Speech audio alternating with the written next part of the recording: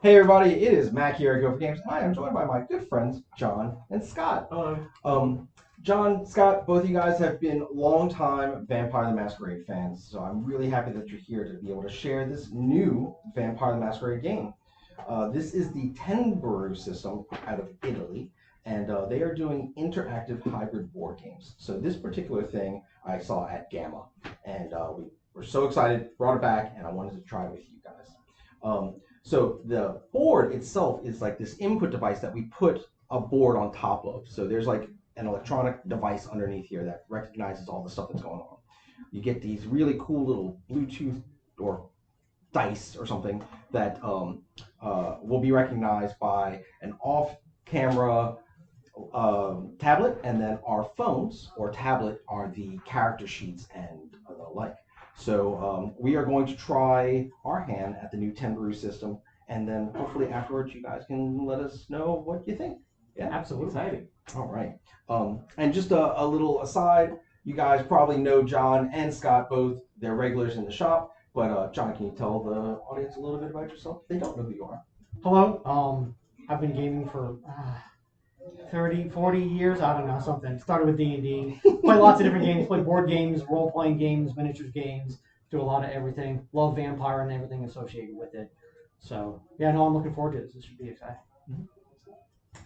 Similarly, yes, I've been playing hobby games since, I don't care to mention, since when Dungeons and Dragons was new. There's definitely the gateway game that kind of got me into this amazing hobby that is kind of predominated my gaming hobby life for a very long time.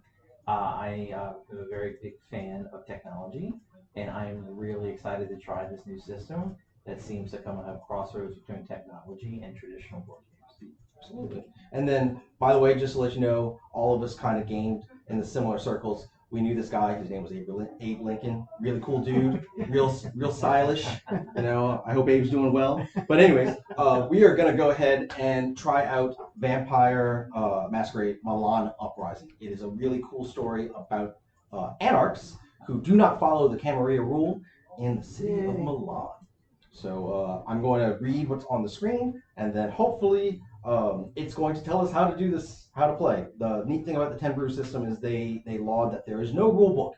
The game is intuitive, and everything is taught to you through the app and through your devices. So everything is supposed to be done by the system, and we just make choices and have fun. So we'll see how that works out. All right, the Chronicle. You're a newcomer in the city and need to build a reputation by securing territories and forming alliances with other kindred factions. Be careful, though, not to attract the attention of the mortal Hand of Saint Ambrose. In the end, your group must try to face and overthrow the powerful Prince Prospero and seize control of Milan for yourselves. All right, map placement. Map has been placed out like so. And I believe like this is like interiors of the places that we're at and stuff. Board tiles, we are going to set up flip bonus locations, special tiles as shown. So we are in that area. I'm going to flip over a house. Yes. All right. Components. We need one red controlling Ankh and one red cube. So it's going to be one of these guys. We need 18 of the purple controlling Ankhs and 6 of the influence cubes, and then 3 of the yellow. Actually, here, we'll pop those out if you'll get us some cubes.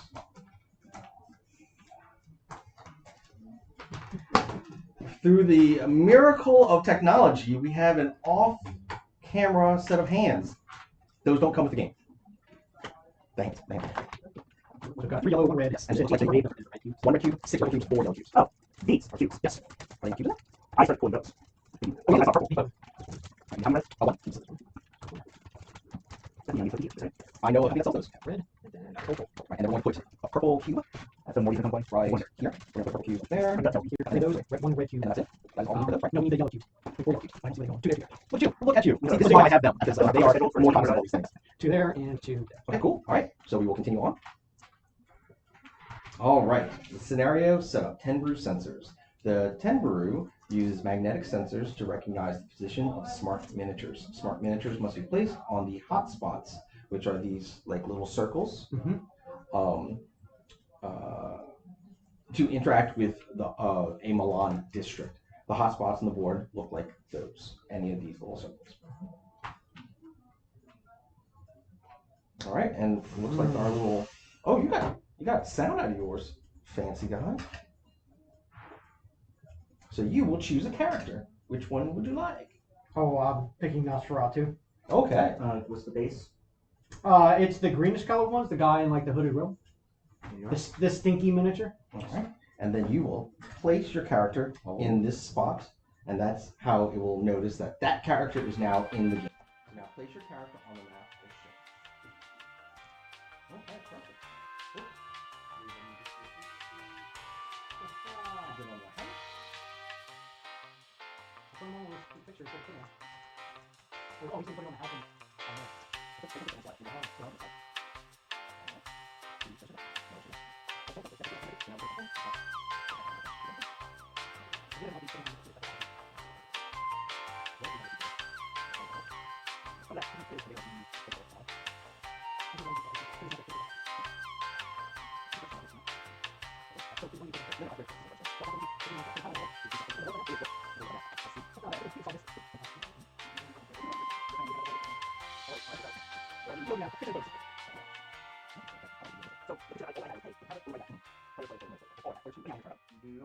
Scott, who would you like to play?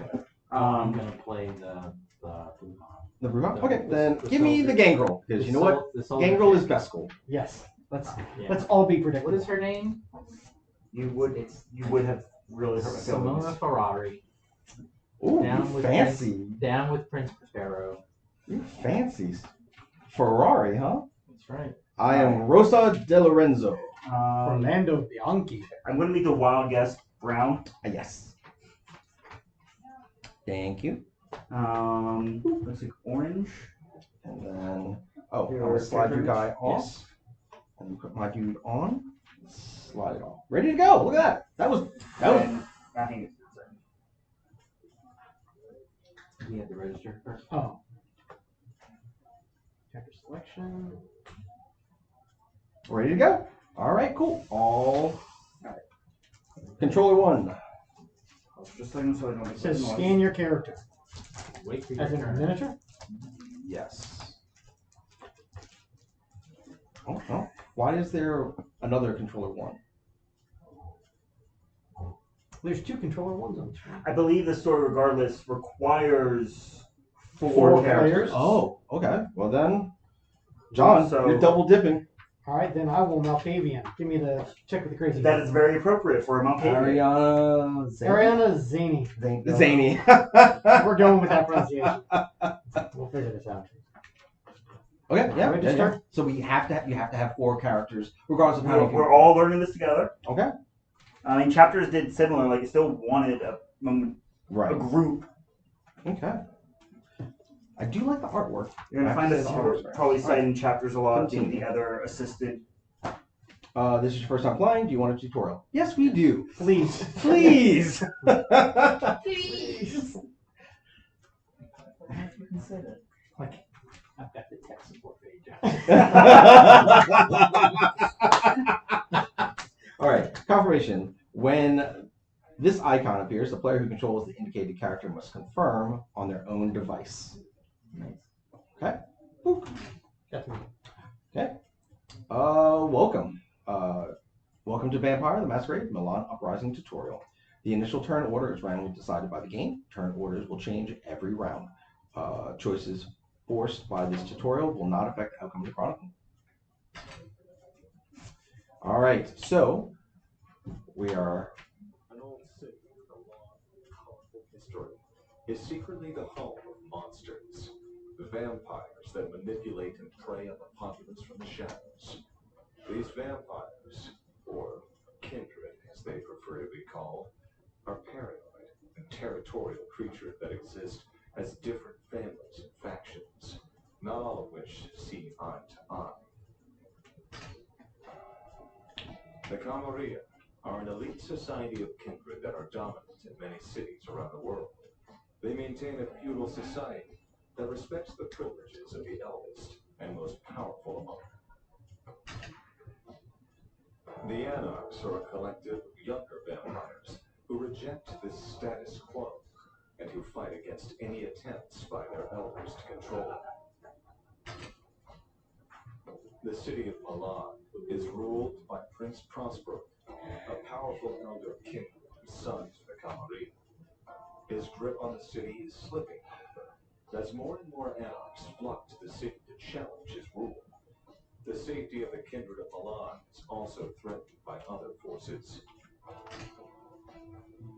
Small groups of mortal men and women in the government, in the church, and in the city's local communities have learned the existence of the kindred and work covertly to expose and destroy them. The kindred have labeled these efforts to hunt them a second Inquisition. In Milan, the most active vampire hunters, a coalition of police and Vatican-backed specialists, call themselves the Hand of Saint Ambrose. Your coterie, a close-knit group of kindred, are rising stars of the Anarch movement that have traveled to Milan to support the cause and to dispose Prince Prospero. The local Anarchs are in disarray after the destruction of their former leader, Zivko Vantrovic. The leaders of the main Anarch organizations, Coromorti, Fashionistas, and Punkabestia, will not meet with you until you have proven yourselves. Punka Bestia. Yeah. You are known to a local Anarch vampire named Katja, who owes you a favor and has offered to help set you up in Milan. She has found you a haven somewhere secure where you can sleep during the day, in QT8. From your base in QT8, you are free to explore and investigate the rest of the city. Alright. So, the screen now says action points. During your character's turn, you have 3 action points, or AP, to perform actions. Spending a willpower, which has another symbol, grants you an additional action point. Movement. Characters can be moved to adjacent districts called locations using 1 action point. Move your miniature to the Portello location.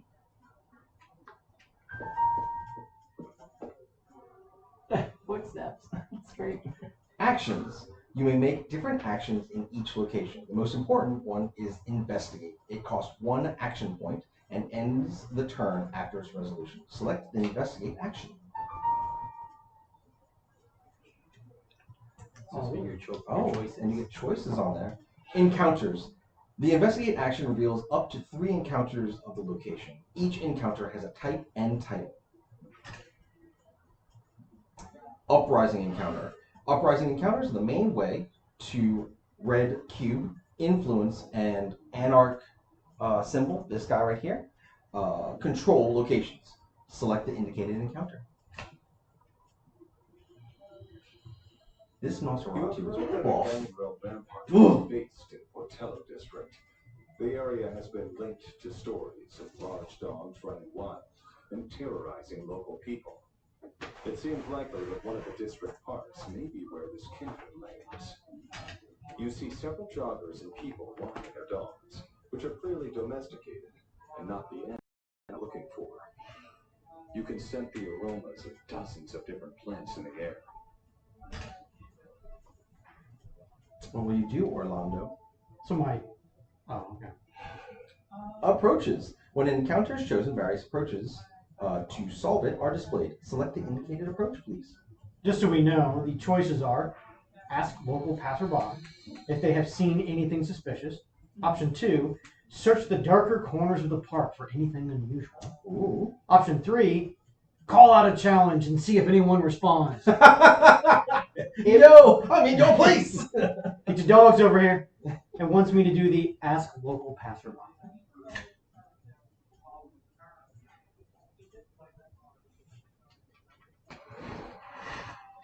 I got an XP. A figure of a man emerges from the shadows, flanked by large, feral-looking dogs. He wears a battered denim jacket and sports a large, unkempt beard of dark hair. You strongly suspect him to be a fellow kindred. He explains that his name is Skin, and that the district is his domain. He asked for your help in retrieving a dog of his that was captured by a rival. He is reluctant to leave his territory in case anything happens to his other animals while he's gone. Oh, a bunch of stuff happened. Okay. Map update. When the map needs to be updated, all changes are shown on both the digital map and the game log of the main device. The investigation token indicates where to find the next step of an initiated encounter. Night 0 has begun. Portobello now has 1 Anarch Influence Cube.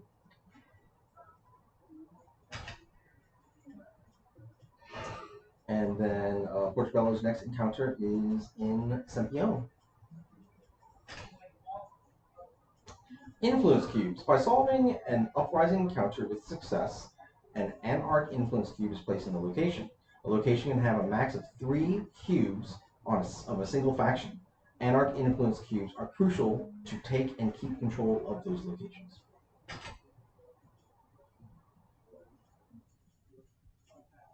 Alright. Step-by-step movement. The Portobello Uprising encounter is not yet complete. Its next phase is in Sempione. To move there, you must make your movement step by step. Move your miniature to the Portello location. Alright. And you? Oh no. Yeah. So there's one. And then now you can move to Sempione. There, it's upside down. Alright. Select and investigate action. What are your choices? So my 2 choices are reveal 3 encounters of this location. Your turn ends. Something blocking that word. If you complete the encounter, and then or I have influence. Pay 2 gold. I'm assuming that's what the coinage is. To add 1 red influence in this location, and it's prompting me to investigate. Okay.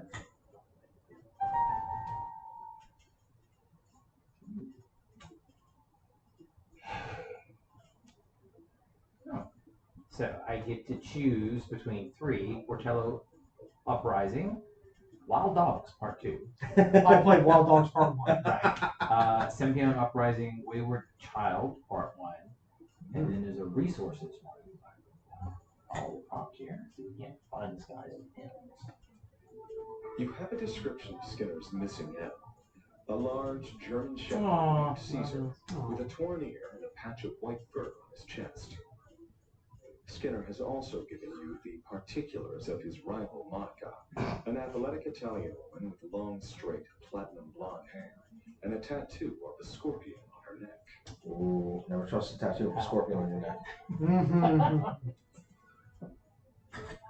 Unfortunately, however, he's not able to tell you exactly where she sleeps or hangs out at night, other than it is somewhere in the Sempione district. You'll need to locate her somehow. What will you do, Simona? My options are to ask around the neighborhood or use your local street knowledge to identify likely locations. And it's not prompting you to pick one. So Right, you can pick so whichever you one can you choose want. That's cool. I'm not Shoot. exactly local to these streets, but I am from the streets. So We're gonna. Yeah. what did you choose? Oh, you get to roll some dice. Oh, nice. Don't need to wake him up. Alright, so to wake up the dice, you just have to shake them, and then you will roll 2 dice. Is that what you need to roll? Yes. During an ability check, the attribute determines the amount of dice to roll. With 3 dots in social, you roll 3 dice. The skill determines the number of automatic successes. The total successes must be higher than or equal to the difficulty to succeed. So this is very similar to 5th edition rules, if you guys are familiar with how 5th edition rules work. Well, it probably go ahead and Nice, advance too. it, and it'll probably tell you. Alright, let's look it up. See an exclamation point? If a die has not been shaken up, are you seeing? Oh, go ahead and advance it, I guess. Oh, yeah, go ahead and advance it before I wait till it gets there. Alright, you have woken them up. All right. So this is the RFID core and technology employed here. Oh! Although it's only. Oh no, it's saying 2 critical successes. Yeah. Nice! Alright, so Scott just rolled 2 critical successes, which means he has 4 total successes. Yeah, that's awesome. So now, Good way to start. yeah. And then what happens now? Do you have to advance it? Let's see. It's not prompted me to, so. Oh, it's missing 1 die. So 1 die did So not it is. register. So it was 3. Well, no, it's not reading one of the 2 dice. Alright, so go ahead and roll that one. The one in your hand? Okay. So maybe 1 just wasn't fully charged. Alright, so still, critical success, 4 successes for this. And you needed 1, and Only that was needed 1. highlighted in red. Yeah, so that's really cool. Scott, you did gangbusters. Absolutely.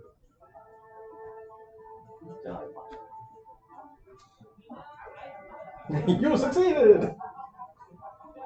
You find Monica on the bar, watching soccer with her friends, and with an animal matching the description of Skinner's missing pet at her feet. As you approach, she's dismissive of you.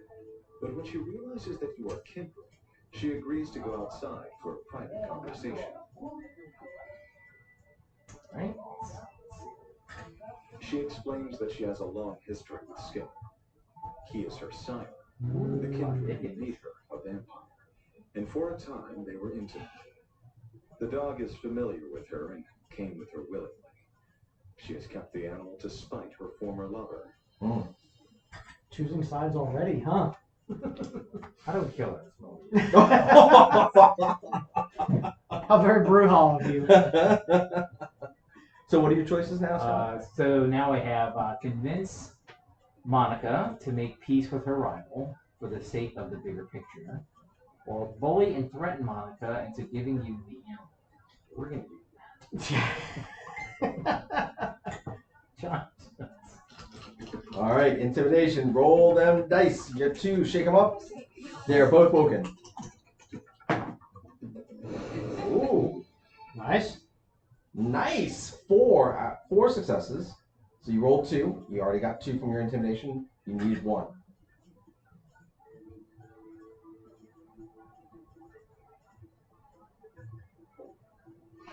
Monica reluctantly agrees to give you the animal. You're such a meanie.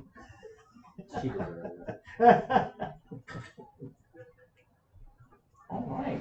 You get 1 XP. Yay! I got the puppos. Alright. Now, Portello has 3 anarch influences. Alright. So that means we That's control And- it. significant because we control that area. And then, do you need to do anything else, Scott? Just good enough. Alright. It's zany. Alright. So you're going to recognize Move your to character. the Portello. Move to Portello. This is our little Malkavian that's moving around now. Yes, Ariana Zany. So I'm going to reveal my 3 options. Ooh. And there is Wild Dogs Part 3. Yep, we're going to do that one. Coterie Recall. In group encounters, a participation confirmation is asked to all other characters with enough action points to join the active player. One character has no AP, but can spend a willpower point to add the missing AP. Okay. Confirmation. Orlando, do you want to join the encounter by spending 0 AP? Yes, because I'm already there. I don't have to spend it to move. Rosa De Lorenzo. Do you wish to join the encounter by spending 1 AP? You darn tootin' I do. No. So do I do a thing? I'm assuming it's. Yeah, Oh no, I it's didn't say asking that. him. I didn't say it properly. There's- Rosa, move to Portello. So Oh. put it on the symbol. Yep. And then you have to move there as well. Did I do it right? I think so. Yeah, it's asking. Oh, yeah, prompted me. And then, yeah. You return to Skinner and hand over the wayward animal. The gangrel seems genuinely pleased to see Caesar.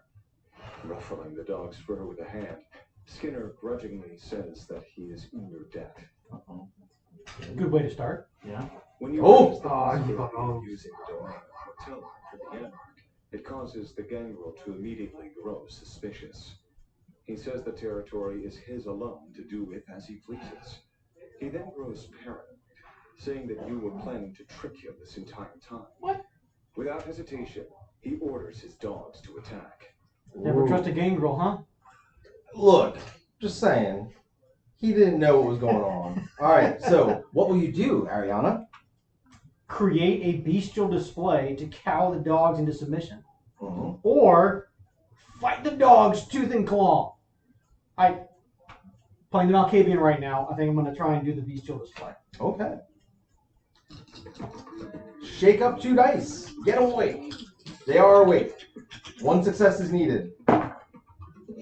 Oh no! We rolled failures. 2 failures. Oh no! Wiped out even my default success I started with my Oh 1 no! point intimidation. Okay, so let's see what happens. You need to see what failure happens. This is going to The be gangrel dogs are not intimidated by the Toreador. They're like, His fancy. what? The dogs are unimpressed, and you must fight the pack and their master. Thanks, Ariana. Very grande of you. Skinner grins and steps forward, snarling a challenge. As you watch the ends of his fingers elongate into deadly-looking claws. little protein going on there. Yeah. What will you do? The only option, fight the gangrel. Difficulty medium, risk high. Woo! Well, you got physical too. Roll 3 dice. Do you have combat? Group check. Wait, there's new instructions. Oh, group check. During a group check, active players roll dice based on their indicated attribute. Automatic successes follow special rules. For an example, Anarch influence cubes are counted to control a location. Oh, so you get +3. Okay, so this is for the Nosferatu. It's saying to roll dice for the Nosferatu. Okay. So Orlando is going to. Yeah, all awake. How about 3 crits? Woo! It's just leave it to the Nosferatu to Either get way, 3 huh? crits on the attack dice. All right, may I please get 2 dice? Absolutely. I'm just realizing if they incorporate this technology into D&D behind my screen. Oh my goodness. There's no more fudge in those dice rolls. I got 1 success. So we're All right. at 10 successes out of 4 because it's grouping them all up for us. Mm-hmm. All right. Simona Ferrari.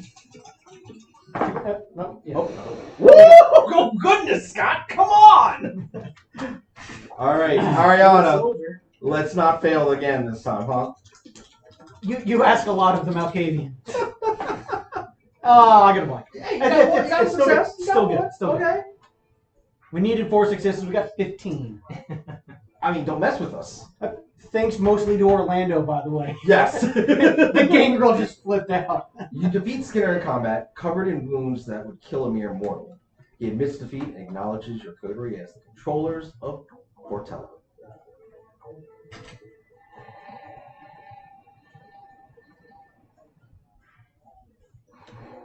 Alright, Orlando, +1 hunger, 1 XP. Rosa, +1 hunger, 1 XP. So it looks like everybody got extra hunger and an extra XP.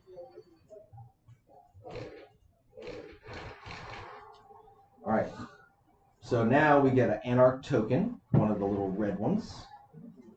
And now we are controlling Portella. And the underground location bonus is revealed in Portella. Okay. So So we that's would- the little square token. Mm-hmm. Let me flip that over. There it is. Cool. Got it? All right. And then Ariana, you have to confirm. Hunger. When a character takes damage, their hunger increases. The hunger represents the drive to feed on blood. During ability checks, the hunger determines the number of hunger dice that can't be rerolled by using willpower. So very similar to the 5th edition rule set. All right. Location bonuses. Completing an Uprising encounter allows you to flip the location bonuses, represented by a small tile inserted into the board. As long as this location is under your control, a special action will be available inside of it. Okay. Enemy influence. An adjacent location is influenced by an enemy faction. Move your miniature to the city life location. The one So, I am going to go right here. Uh-oh! Enemy encounter triggered. Enemy encounters. Moving to a location with purple or yellow enemy influence cubes can automatically trigger an enemy encounter. If an enemy encounter is solved with success, a cube is removed from that location. An anarch of the district heard rumors about the problems you caused in Portello. He asked for your help to identify a mysterious pouch containing macabre contents they found near their haven. You think that the cult of Mithras, one of the most loyal Camarilla organizations, is spying on their enemies. There are likely more similar pouches to be found across the district. I believe the cult of Mithras is in the lore, right? And the Blood Sigils book. I don't remember if it's on there. Okay, so discipline. Some approaches can only be selected by characters with specific disciplines. So I will select the approach. It says speed up the investigation with the help of stray cats because I have animalism of 1. Apparently, I can use that. The second one was conduct a systematic search of the district. We're gonna do vampire We're gonna walkers. use cats. We're gonna use cats. How many cats are there? All right, so I have to do a rouse check. Disciplines trigger a rouse check. You roll a die, and if you fail, my hunger increases by 1. Even if you fail, automatic successes are added, equal to half the discipline dots rounded up. So I have 1 die to roll because of my animalism. Hiya! No, I got a failure. Oh, it did not do it. Doesn't seem to register. Did register. Make sure is the dice open up? Yeah, it's got the little exclamation point. There we go. Yep, there's Yep, the failure. second failure. There's second failure. Good job, good job. All right, so because of my animalism, I at least got 1.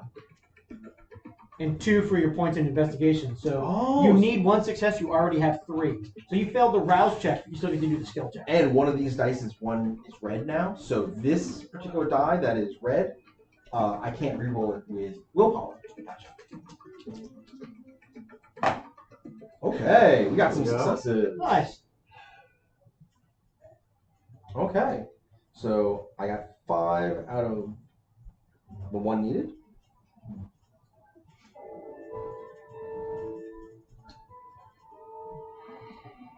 I've succeeded, but I got extra hunger. But I got 1 XP. City Life has now 0 of So the we'll remove the purple cube. We don't add one of ours yet because we just liberated. We just Right. liberated, correct. Sunrise phase. So, nights and hours. Each night is composed of 3 rounds called hours. For the tutorial purpose, the game started from the 3rd hour of night 0. At the end of the 3rd hour, the sunrise phase begins. During this phase, characters must return to their haven and can spend their experience points.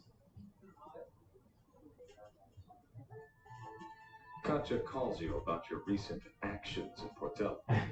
Now you know what it takes for someone to control territory. And that's just the beginning. I believe it's Once we word have of a to new plane report back. spreads, it's inevitable that someone new will try taking it for themselves. Someone like you. She'll meet with you tomorrow. Oh.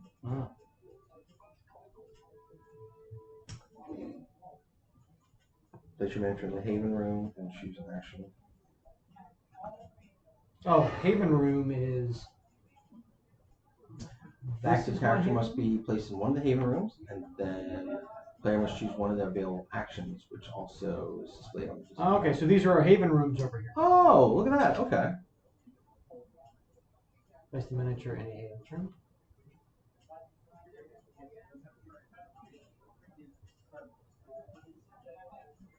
Wait, is that still me? Oh yes, it's your picture, but so I'm on the graphic, but it's your character is highlighted. I guess. That's me walking Oh. to bed. No, it did select me because now it's giving me an option. I can rest to gain 1 XP. My other option was to upgrade, but I can't choose that one. So I got +1 willpower. Simona's I'll put myself back here in City Life, right? Simona. Alright. Simona Ferrari, where are you gonna go? Even? Yeah. Which one would you like? The one with the couch, the nice bed, or the pallet? We'll go with the nice bed. Okay. So it looks like printed on these is you get +1 willpower if you go there. There are other options. You can spend 2 to earn other things. You can spend 3. So these seemingly you have to have resources. So by default they give you 1 each of the gain 1 willpower. Oh, and then once you interesting. build up additional resources, you can choose Choose other which hidden one to go rooms to into. spend them and gain cool I see. bonuses, abilities, stuff like that. So what are your options while you're in the game? Same thing. I think it's gain 1 willpower by rest, or pay 5 to upgrade this room, which I'm not going to do. It's probably a tile flip because of the way that these work. Yeah, that's cool. Ariana's turn. I'll sleep on the couch. They're gonna give me the pallet. No, absolutely. You're the game girl. Says the knots. That was the Malkavian speaking. Next. And I'll gain my willpower.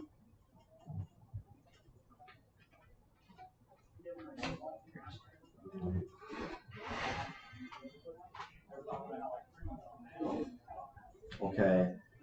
I'm gonna go in the room with the pallet, but I'm gonna pee on all of their doors first. Who's a good boy? I expect nothing less.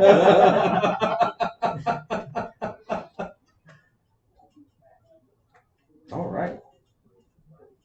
Use your XP to increase your attributes. Experience points can now be spent to improve your character's stats. So if you look here, each of us have a character sheet on our device. And let's see. So I have 8 XP. It's the little gold star kind of in the bottom center of the screen. Discipline powers. Discipline powers are actions with unique effects, different for each character. A power is unlocked when the second dot is put into a discipline. On the 4th dot, the power action point cost is reduced by 1. And then it shows like I have my little sheet of extra disciplines here. Nice. All right. So do I spend now? Do we all spend? Yeah, we all have an option to spend now. And you can spend on skills, you can spend on disciplines, Oh, look at that. and then there's a confirm button in the bottom. I can choose education and be the smart gangle.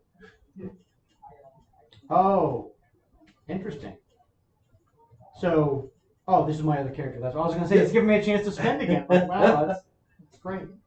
I have 1 less, though, because I failed my task. So I only have 7 XP.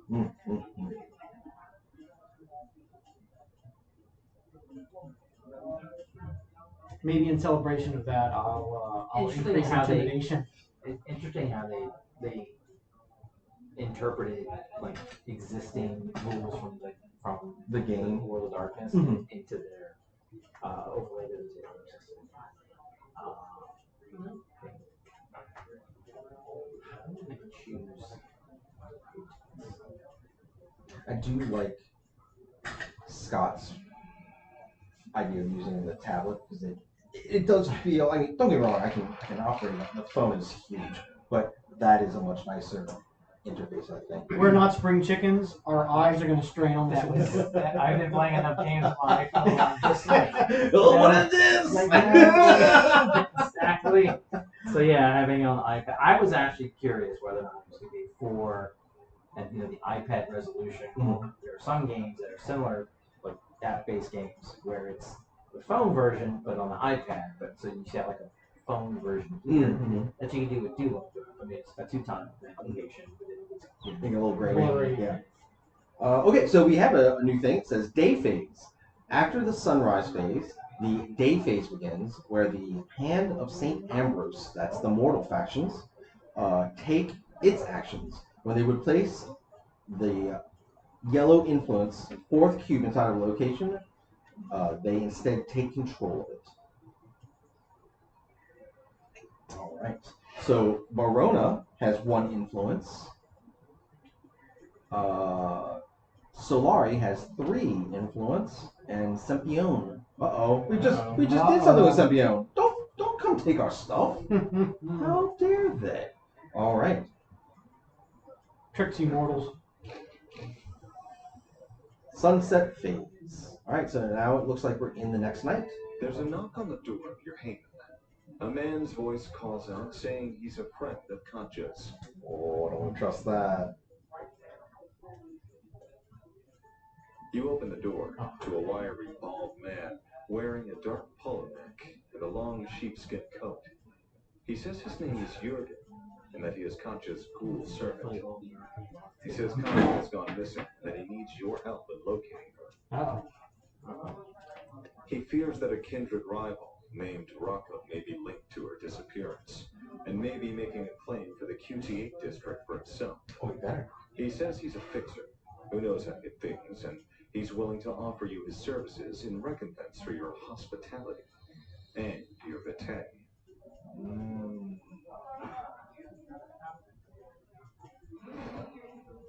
Okay, so it tells us he is a ghoul and a fixer. So.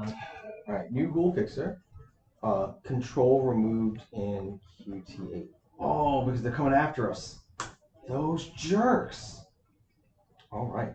So, the sunset phase. After the day phase, the sunset phase begins. During this phase, you may place any number of available allies or ghouls on the map, but only 1 per location. During the next day phase, all allies and ghouls will be removed from the map. So, they have allies and then the ghouls. And they look like... the ghoul miniature. The ghoul miniature looks like... looks like the artwork there. Jurgen. The bald guy with the bald long coat. European guy with that. That's him. It's like he just stepped off the Nebuchadnezzar. Here's me. All right, and we place him. Well, you have to program it first. Yeah. Okay. Each ally angle has a unique effect in his location and sometimes adjacent ones. Place the fixer, ghoul, miniature in a location of your choice. So, where do we want to put him, guys? Do we want to put him here and try to get some effect from Santino? Or do we want to put him here in City Life, which is what it looks like on their thing? Yeah, let's put him in City Life. Okay. All right. Ghoul placement. The fixer has been placed. Who will give their blood +1 hunger? Rosa? Orlando will. Okay, not me.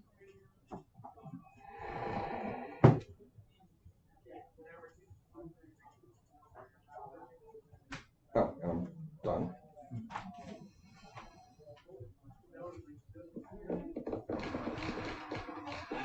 Oh, shoot. A whole bunch of stuff happened. Okay. So we just move everyone to QTA. Out of the rooms and we emerge from the haven. Oh, wait. We gotta do... They got to do the step on and step off.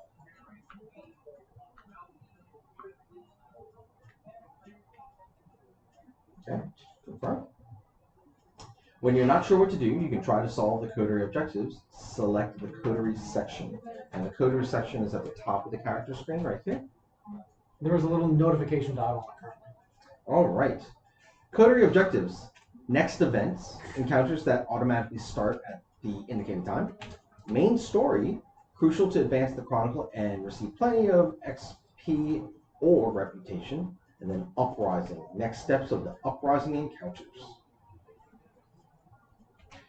So, reputation. The coterie has no chance of defeating Prince Prospero alone. Select reputation subsection.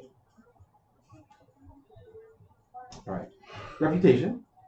The 6 Anarch and Camarilla organizations you can join in your battle against Prospero. Reputation is critical to unlock the uprising encounters of their location and to get help from the leaders to manage the influence cubes. Currently, everyone is neutral to us on our map. It says Cora Morty, the Punka Besta, the Fashionistas are the Anarch factions. Then we have Figli del Catacomb, we have the Torador, and the Tremere. Yeah, you guys just don't get a fancy thing, huh? You just get a Tor. I don't know, I'm looking over here. You're a robot. Yeah. That's probably the other ones we're not playing. All right. Stats. Many of the actions of the game require you to have a certain amount of currency. Select the stats subsection. Stats, there are 3 resources. One called resources, which is money, valuable goods, and contacts. It is the main currency. Then there's Camarilla Advantage, maximum 1, until about this faction, gained by taking control of their locations, usable during interactions with them. And then, of course, the St. Ambrose Advantage, maximum 1, same as above, but for the mortal factions. Alright, allies and ghouls. The status of your allies and ghouls can be seen in the corresponding section. Select allies and ghouls. Alright. We have Jurgen here. Allies and ghouls. Here you can see the abilities. And if an ally is in cooldown, in this case, the fixer ghoul is already placed on the map and has his ability is active on his location and the adjacent one. So Jurgen's ability is, during ability checks in his location and adjacent ones, you automatically reroll all failed dice once, and on frenzy hunger dice too. So that's really useful. I just received a personal goal for my character. As did I. Right. Oh my goodness. So, personal goal, nightly compulsion received at the start of each night. There's organization request received after interacting with organization or leader. And then personal story, they show you where to find your personal encounters. So mine is nightly compulsion, laziness. Do not make more than 3 movements until the end of the current night. Reward is 2 experience and 2 willpower. Okay. Boons. By solving organization request, you will gain Boons. boons. Boons indicate the organization's support towards each of you. Its amount must be kept secret. The amount of boons you have individually will change the outcome of the conflict. Biography. Personal stories are always related to the character's desires or important events of their life.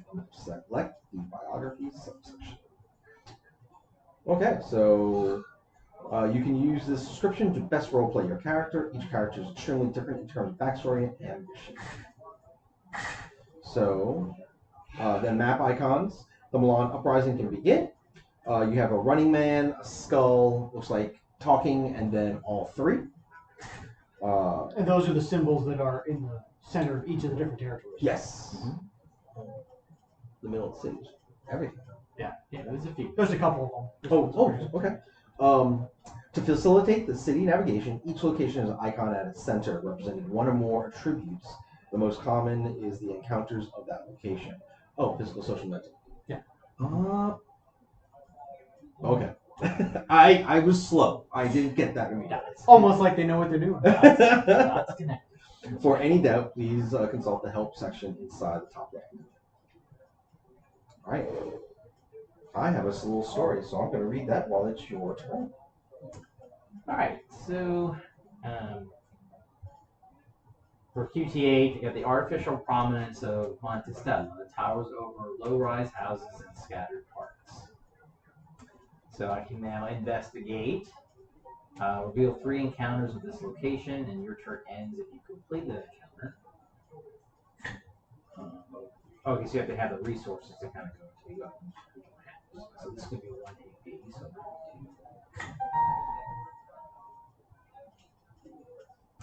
2. Choose an encounter. Interesting. Missing friend part 1, making connections, bad cop. Yeah, it looks like you have the investigation off the screen. Or 3, reveal 3 new encounters. Oh, so you can spend an AP to kind of reshuffle the encounter out. Right. Oh, that's cool. Nice.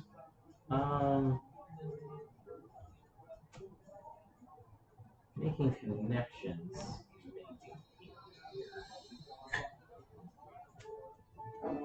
You visit a pizzeria known to be frequented by street cops and other emergency service workers, hoping to learn something useful or to get close to someone with connections. There we go. Will you do so? So I can use your knowledge of life on the street, or blend in with the professionals using imagination and charisma. I think I'm still from the streets. So, All right. roll them bones, sir. So you're gonna take 2 dice, shake them up. 2. I just need 1. Does it give you? No, so you need 2 successes, and you already have 2 because of your streetwise skill. So what you don't want to do is roll the failures because that'll remove successes. And it's red, so I can't use roll. On that. One of them, yeah. Oh, But you still success. succeeded because he had the 2 default out of 2, but not critical. All right, so let's see with the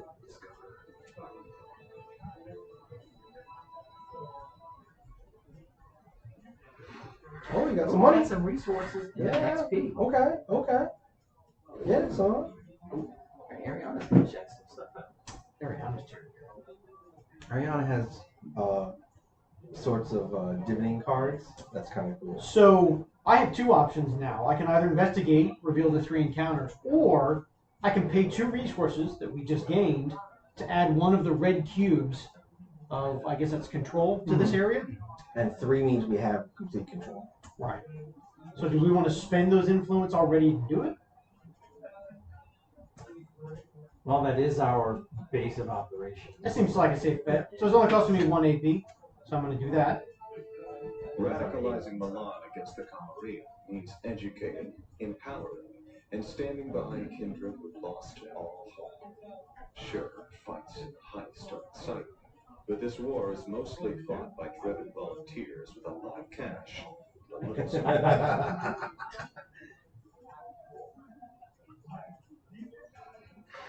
There we lost 2 resources, but we have an extra cube. Yay. And since I still have action points, I can now still do my investigation.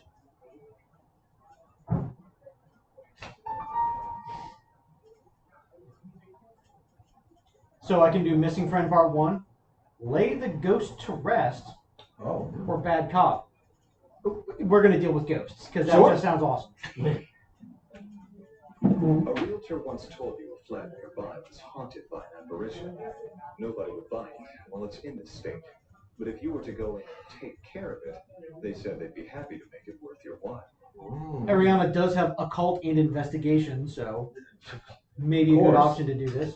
Maybe get our resources back, dude. Base. So what will I do? Invent a rational explanation for the haunting. Rational, I don't think is the Malkavian strength. Find out what the apparition wants. And I can't do the last one, which is perform a ritual to appease it. Requires oblivion, which I don't have. So I'm going to find out what it wants. Yes. All right. So I need 4 successes. I start out with 3, but I get to roll 3 dice. You got it. Got it. There you go. 5 out of 4. Let's go, Ariana.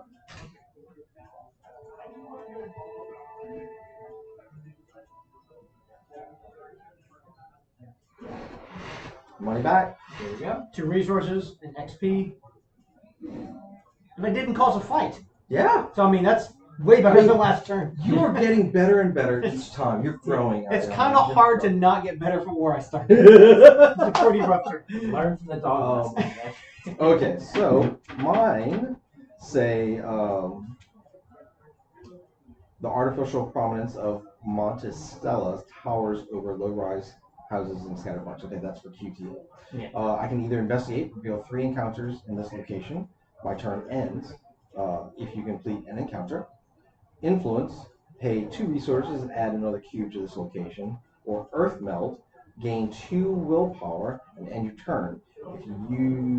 If used during the 3rd phase, the 3rd night, you don't have to return to the haven during the sunrise. So that one option there where you get to like reveal the 3 and your turn ends, Mhm. which is help prompt whoever else is going I guess so. Like, I mean, look ahead and see which one. right. But the nice thing is, since I just earned us 2 more resources, We should get the last token. we can I get the think. last token, and then you still have action points to do the investigation. Oh, absolutely. So we're going to do that. Radicalizing Milan against the Camarilla means educating, empowering, and standing behind kindred who've lost all hope. You've heard this. Sure, fights and heists are exciting, but this war is mostly fought by driven volunteers with a lot of Oh, I accidentally. That's Went fine too because far. we've heard that Yeah. that phrase. All right, so we get another token. And that's That's 3. 3. Nice. All right. And then. It said that it now had 2 2. though. So Did we there. not have one before? Maybe we lost one when this disappeared. Oh yeah. Because maybe I guess it was supposed to take both of them off because we didn't have any. Good to know. But it says it's supposed to have 2, and it now has 2. Well, I'm gonna use it just in the third night. Well, it's not the third night yet, is it? Oh no, It's night 1. This is the third, second, first. Is that how that works? Because that's the moon symbol. Well, I guess my understanding is this is night section 1, night section 2, night section 3, and then we have to go back to the Haven. So if you do it on the very last one, you don't have to go back to the Haven because you've melded into the Earth. I see. So you're hiding out in the city as opposed to coming back. You don't get to spend your XP, but then the next day I when can we go start, further. you're already out there. Yeah, so you That can makes travel sense. further and further. Okay, and no, further. that makes sense. Well, let's do some investigating. So choose an encounter, missing a friend, the rat, and bad cop. I am hungry, so I'm going to go after the rat because I am down to one. Yeah, didn't you feed the ghoul?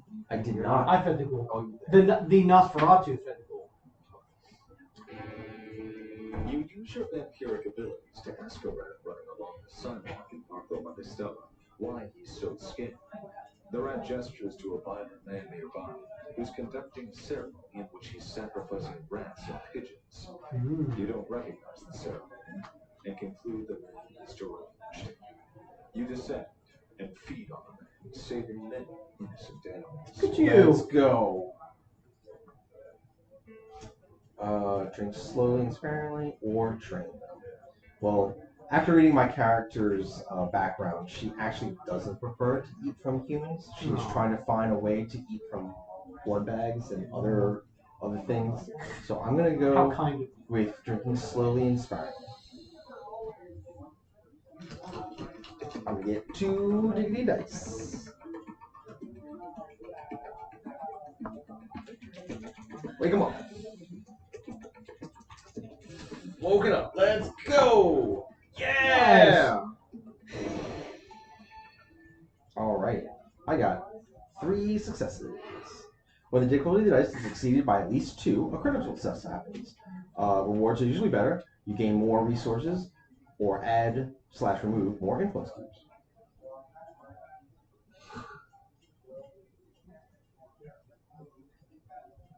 Oh, look, there's the hunger down here. Yep. Oh, that's cool.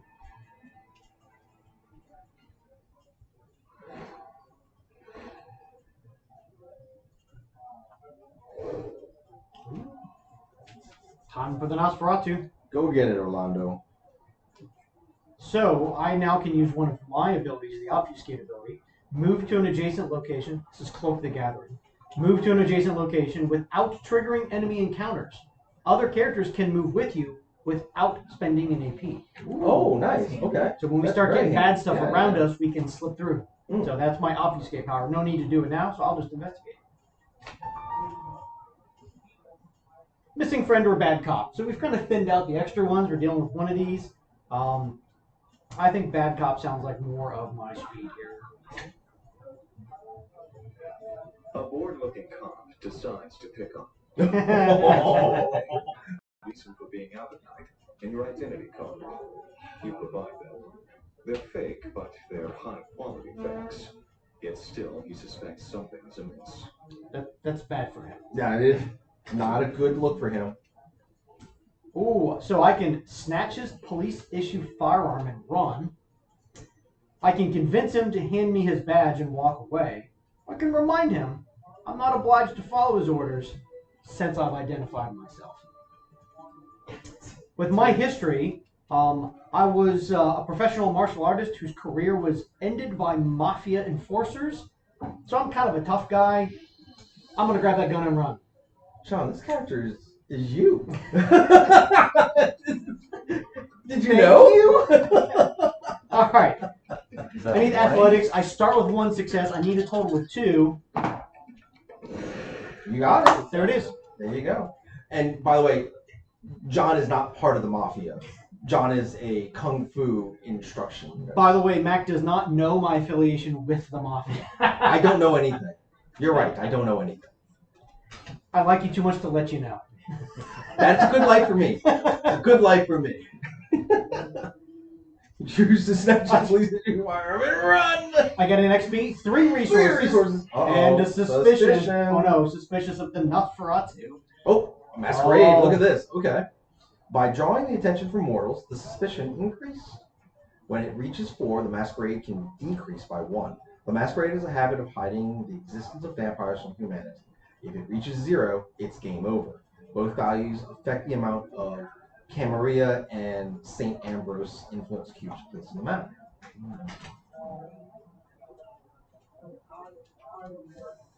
City phase. Alright.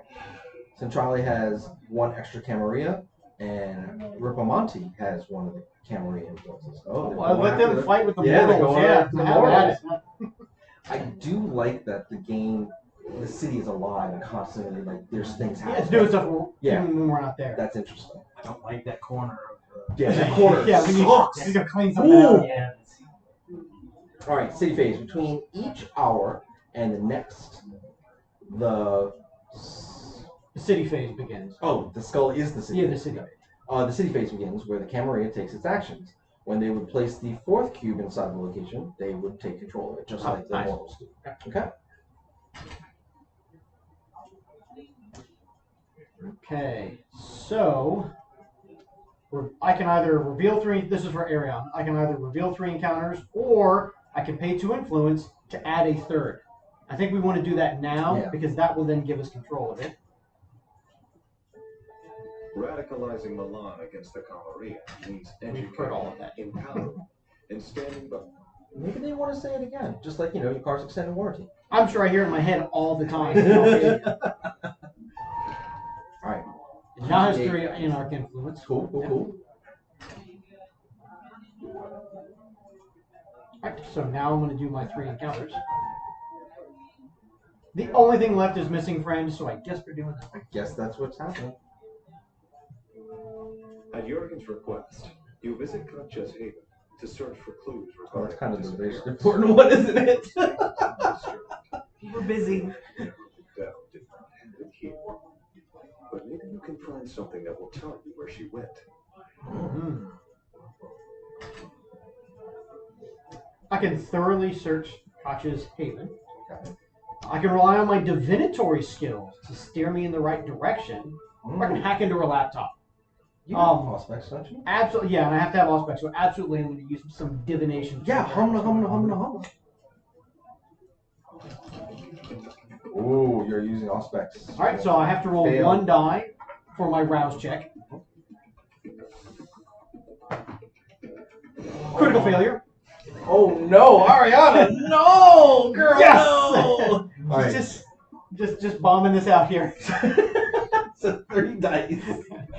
But you do get to add an automatic success by spending a resource if you wish. Would you like to spend I'm starting with 3. I only need 3, so unless I roll failures, and that's so unlikely to happen. So I'm just gonna roll some dice. We are Shake 'em fine. up. There We we go. don't need any assistance here. Okay. Ability triggered. So the fixer allows you to reroll 1 die because he is next to you. I'm gonna re-roll the failure. Yes. It goes up to a blank, but I still got success. You got 4. That's what you needed, right? No, Yeah. I needed 3 and I got 4. I'm screaming success. Great. I'm gonna brag about this for months. You're probably screaming yes. Or cackling, maybe. She looks like a cackler. She's got a little cackle in it. Plus 1 hunger though. I'm gonna need defeat. Oh. You find a note that reads, "Meet Rocco at," and then an address for a club on the south side of Washington. Oh, not a club. The date, time, and meeting of the night that Katja went missing. Seems sketchy. Looks like Jurgen could be right. Rocco might have made a move for Katja's territory. Or at the very least, he knows what happened to her.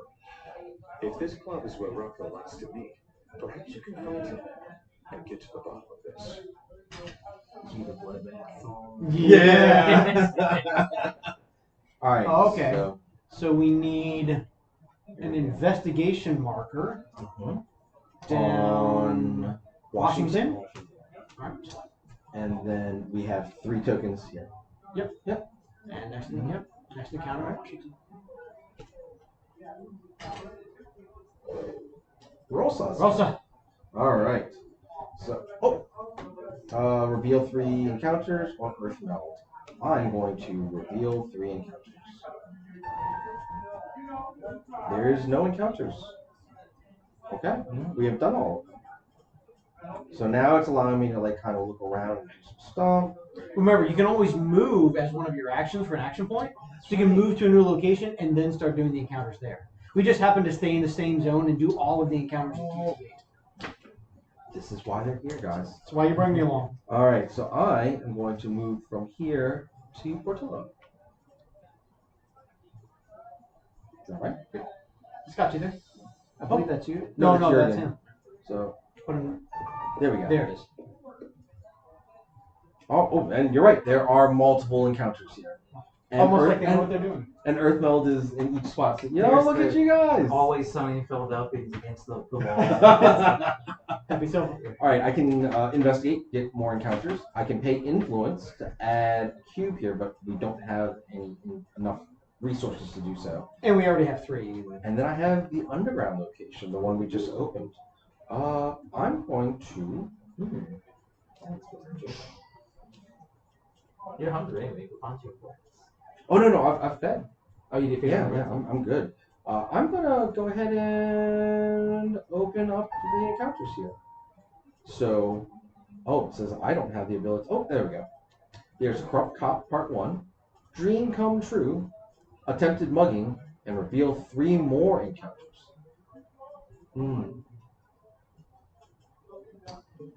For my last action, I'm going to get us some more resources to get influence in other locations. So I'm going to stop the attempted mugging. You walk around an area known for regular street muggings, hoping to come across the perpetrators. As you walk along the street, you are approached by 2 scrawny youths with their hands in their Not the pockets. scrawny youths. They demand What's a that you youth? empty your pockets and give them your wallet. All right, scare the muggers into giving you the spoils of their work, or fight the muggers. We are here for resources. This is true. But I want from the streets. Let's go. We're throwing claws, huh? That's what we're doing All here. right, so I get 2 claws. That's right, catch these claws. How about that? So you got 2 successes. You need 1. You roll. Ooh. Oh, wait. Did it not register this one? Oh no. It didn't register the good one. Didn't register the good one. You pick it up and smack it back down. I'll still take it. I'll still take it. Still take it. All right. All right. Continue.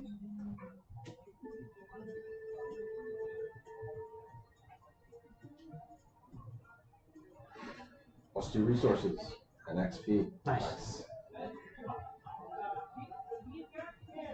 The spilt blood of your victims arouses the hunger within you. What will you do? And decline defeat.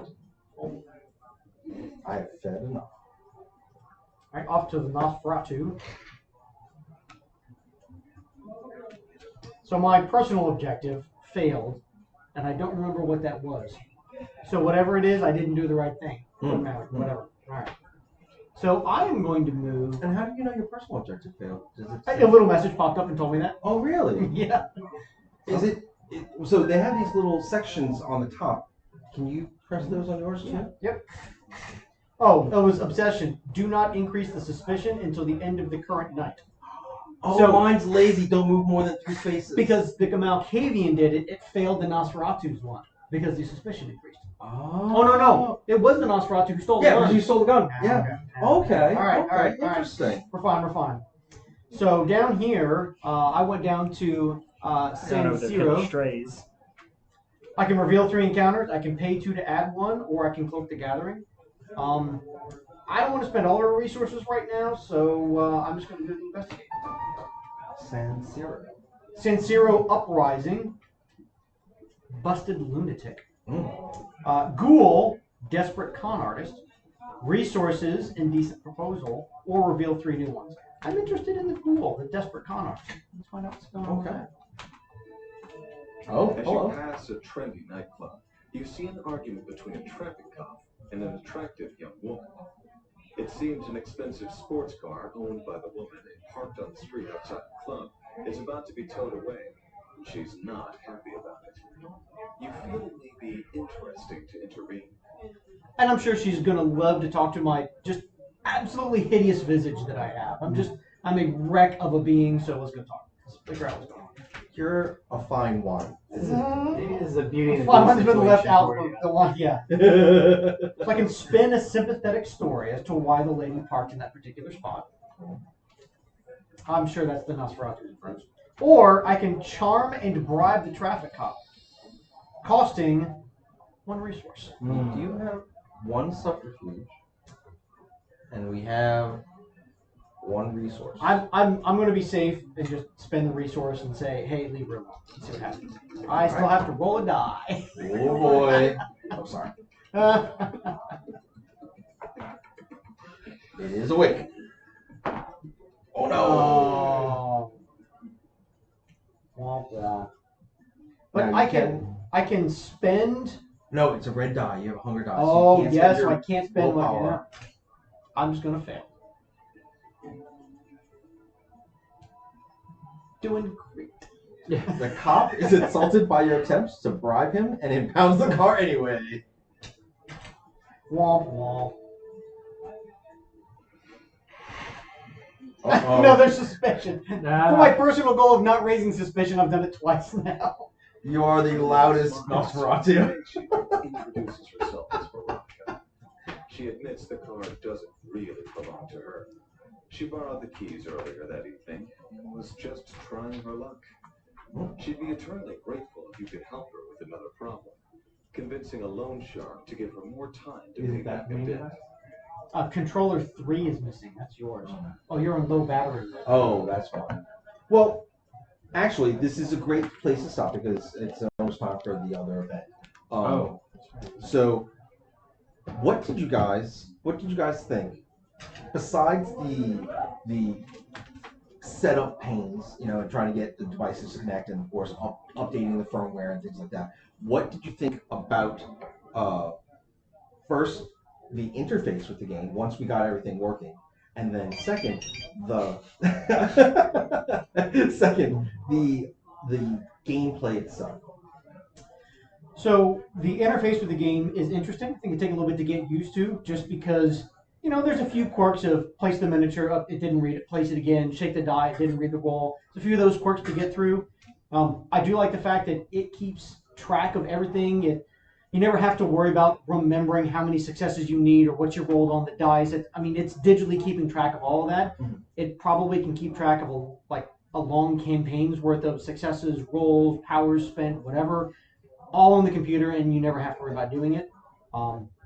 I do like the fact that as a kind of forever GM type person, no one has to be the GM for this game. The computer is. We all get to play the game. Mm-hmm. So that's really a good thing, that we all get to engage with it. And finally, I love the fact that the entire story is kind of behind the screen, that we don't know what's going on. This much like some of those bigger legacy games, we have no idea where this is going to go. We have no idea if any of these encounters are going to lead to friends, allies, enemies, fights. It's, again, like having a GM there, but you don't know what's coming in the story, but there's no way that we know of right now to see ahead what's going on. Mm-hmm. We can see the board, and we see the board gaminess of where we need to move to take control. But all those little encounters and those decisions we're making, we have no idea what's going to happen with that. And that's cool and exciting that you get to make decisions. We were already doing it based on the little character background we have. What do I want to do? Am I a person who's going to attack somebody, sneak around? So I like that it gives you the ability to kind of play with your character how they want into a story that you don't know the resolution to yet. Cool. And Scott, what about you? You're the tech person. How Yeah. did you feel about the interface and stuff? So whenever I kind of approach games like this, I always look at it from like this component quality construction, like what are the materials like, then what's the rules and mechanics and the game timeline, and how do those come together to create the experience that you have. Then you just decide whether I'm going to reach for another game or not. Mm-hmm. It felt real, as far as the rules wise, it felt familiar. Yeah. Having flashbacks to like Arkham Horror or some of the other map-based exploring games. I do like the resource management aspects of it. However, what felt kind of new and interesting is kind of also what John touched on. Is like we don't really know like what's behind the scenes, what's going on. Especially if you've been like a DM for these types of games, you kind of know what's behind the curtain, and you can sometimes kind of guide things. And here, we're leaving this up to the programmers and how they designed it, and that is refreshing that we all kind of get to play. Right. And instead of one of us having to do that and kind of guide the game, because that can actually kind of direct things out. Which brings me to my next point, which is the cadence. I like the fact that it kind of keeps things going. Once you decide what you're going to do, these games can be very prolonged when there are humans doing it, right? And this kind of helps kind of keep things along at a nice pace to kind of keep the game going. I thought that was really refreshing. As far as the technology behind it, I was really impressed with how I was really curious to how this works. According to the website, the chip, if you will, that's inside of the core is actually patented. It's a trademark by them. Mm-hmm. And the dice are you charge the dice, and it uses the RFID technology, and I was able to see how that actually interacts with the app. I felt that was great for being very straightforward. It also doesn't allow you to flub anything. Yeah. Oh yeah, that was Yeah. none of that type of thing. I think some of the growing pains and all the hiccups that we came across, I think that may have to just do with whether the game was charged, the boards were working, I know they're having issues and stuff with the app.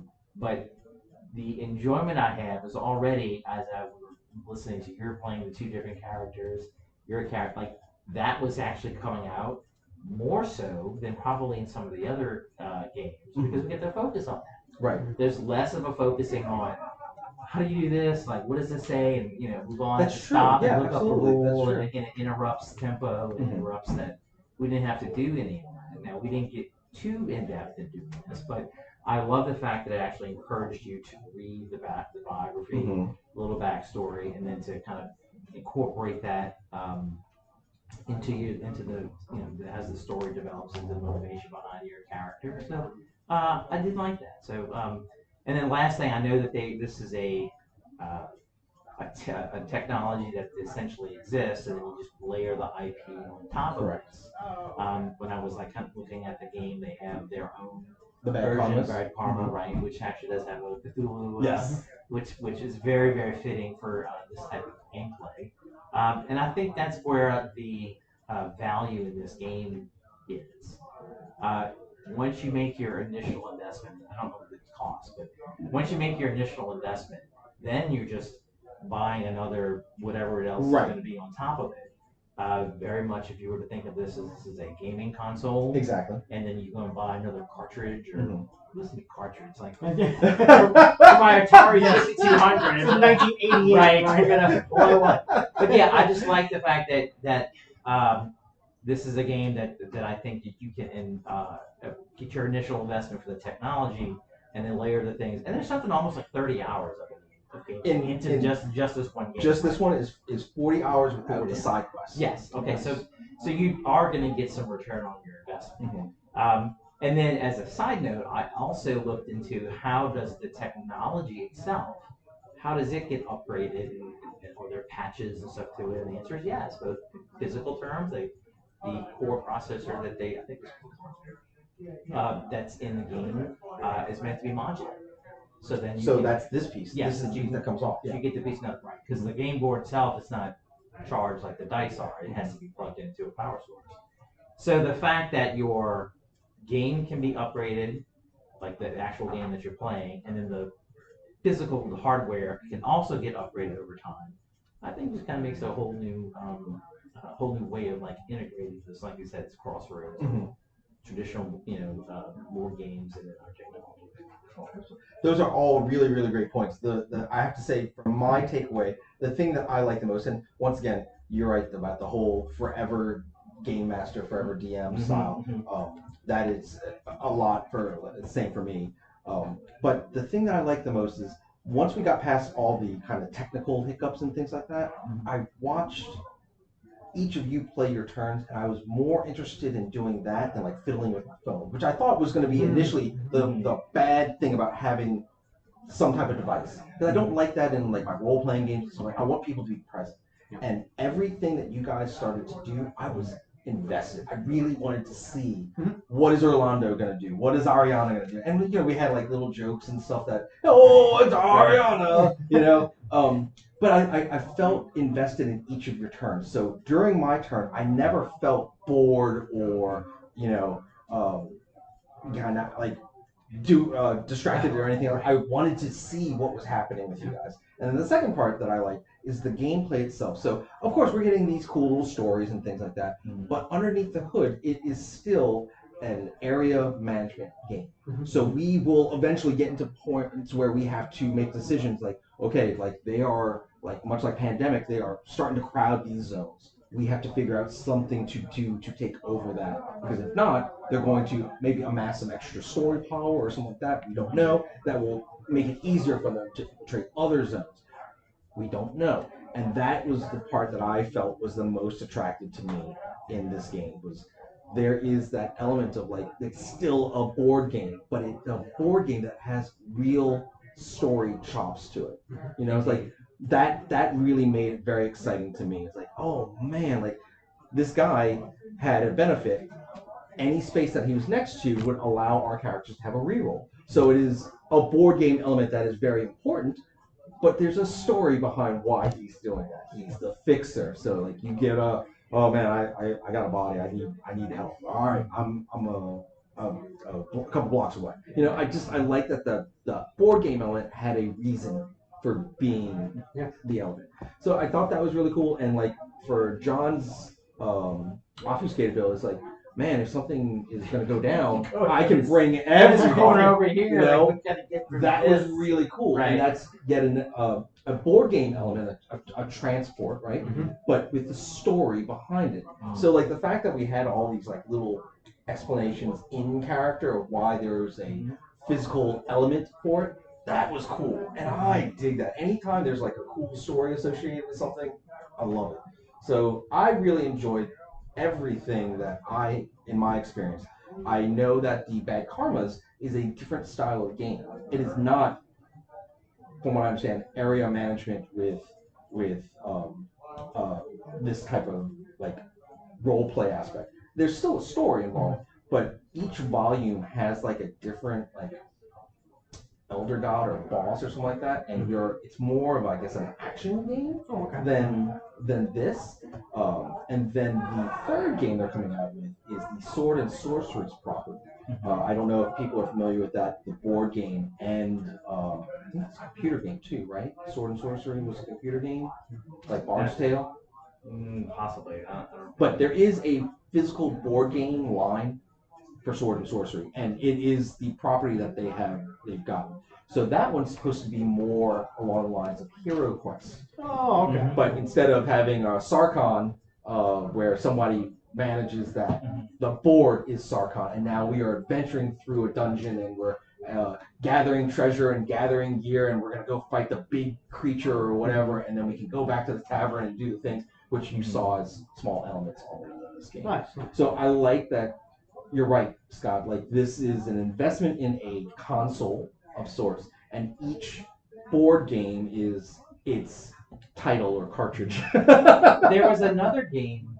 It was also, but it was analog. That also kind of had that same timescape or that was similar concept. Yeah, that was from Asmodee, and it was the white box. Yep, I have that. Yeah. And really interesting because it was a main game, but then it had all these extra stories that you could put on top. So having kind of played with that game on it, what I really appreciated about this one, and this is just technology evolving over time and people's creativity and incorporating stuff, but it was the little things that I felt uh, increased the immersion. Mhm. Whether it was the footsteps, which I can Yeah, make when you yeah. move, the narration and the voice acting, the ambiance music, all those things kind of collectively contributed to an experience that you really don't get when you have that. You have to kind of best mimic it. You have something playing on your, through your speakers, some haunted music, whatever, if you're trying to invoke that type of thing. I did appreciate like taking that concept, but bringing it to the next level, like using this technology. Oh, absolutely, absolutely. Now, this system, we are going to hopefully be Louisiana's first partner with the Tebru company. We have until the end of March to make our decision on what we want to bring in. So, if you are interested in trying to invest in this and play the other titles, or even just Vampire, the Masquerade, Milan Uprising, we will be taking pre-orders here at the shop. To let you know, the Tebru system itself, just the system, is $129. It's definitely a steep. It is by a console. Yeah, it is a steep point of entry, but then I have to say I really enjoyed this. I bought Vampire Chapters from Flyos. I think you got that one too. Great concept, but this did exactly that, but better, I think. In terms of like the branching decisions. The branching decisions and the ambiance, because in that particular game, everything's done in text. So you read little novels, little books, or you could use their app, which has all the text in the app. But this also wasn't just where the Chapters game was just a role-playing game, kind of on rails. This is a board game with a role-playing aspect to it, and I really liked that. So I'm very interested in the Bad Karmas now. I really would like to see how that is a different style of game using the same technology. But we will be taking pre-orders on that. We have to get all of our final numbers into the Tebru company at the end of March. Once that's done, I am unable to order any more until they arrive here in the States, and then we will be their official partner in Louisiana, and then we will be able to order other products. Once again, everything does come from Italy. With the way the world's going, we'll see how that works out. But guys, thank you so much for being here. I really, really appreciate you guys taking time out of your day to do this. And it was a real cool experience to be able to sit down with my friends and experience a new experience for the first time together. So once again, thank you guys. Do you guys have any last minute things that you want to say? Thank you for the opportunity to play this, to try it out, to see how the system works. And I'm so glad that even in our short time together playing, the characters kind of organically grew out, and that's the best thing you want out of something like this, is to instantly feel kind of attached to it and care about your little character that I knew nothing about an hour ago. Yeah.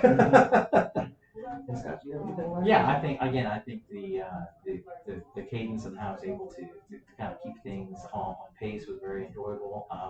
I definitely recognize the potential. Someone who is an early adopter of technology, I definitely see the value in that $129 investment. Think of this as if you were doing like a PlayStation or a handheld Nintendo Switch or something along those lines, but one that you can play and share with your friends in the real world, not online. It is available on both Google for Play Android and for iPhone and iOS. So I just thought that was a nice little incorporation of the different technology, and I think the big selling point is going to be what's next. Yeah. So right now, like you said, there's just the Bad Karma and The Vampire. Sword and Sorcerer. So I think that's going to really help where it's going to go. I think I'm it. Oh, one other thing that I just found out from our magical hands from off screen, they have something for network play. So if Scott was at home and John was at home and I was at home and we each had this system, we could play through network play. Chess game and Blade Runner. Yeah. So we all could have our boards and we would just the app would each tell us, hey, you need to move this, and we would be able to play, from the comfort of our own homes, but still be able to interact with one another. I thought that's really cool. I want to see it work first before I say too much about that. But that is a neat option that they built into the app. So, guys, thank you so much for checking this out. Come back if you have any questions. I'll be here. Steven will be here, and we'll answer some more about Vampire Masquerade, Milan Uprising. We'll see you next time.